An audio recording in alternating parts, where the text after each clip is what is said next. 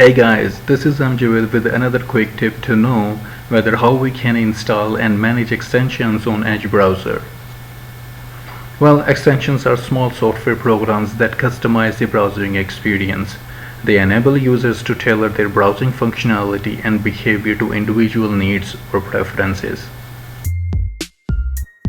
Anyhow, to install an extension, click on this ellipsis icon and select the extensions option. And here click on this button named Get Extensions for Microsoft Edge.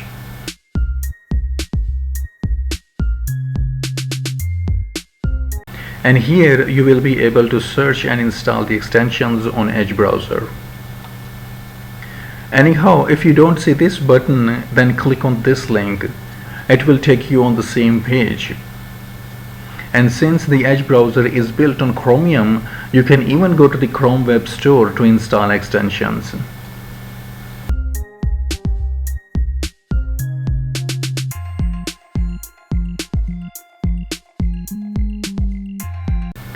Anyhow, for the purpose of demonstration, I am clicking on this blue button to install an extension. And here you can search an extension of your choice. Let's say find and install an extension named Grammarly.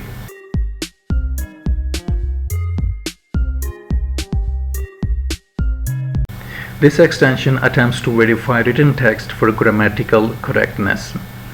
Anyhow, click on the Get button and then click on Add Extension button on this pop-up window.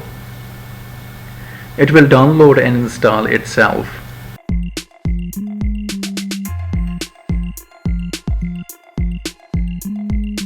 And here you can see that it's been installed and asking you to sign in to synchronize it with all your devices you use. I'm just cancelling that since I don't want to do that. Moreover, if you have installed it first time, it will ask you to create your account to have a better experience. Well, I am not going to do that either at this point in time.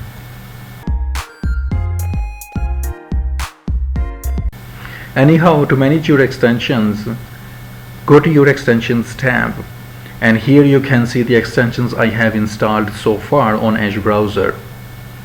Anyhow, you can turn them on or off by clicking on this toggle button. And you can delete them anytime you want by clicking on this remove button or link. And even you can get more info about these extensions by clicking on the detail button or link. Anyhow, the ultimate goal of installing the extensions is to give the users a better browsing experience by bringing in the features a browser does not provide. And I hope this will be helpful for someone out there, and thanks for watching.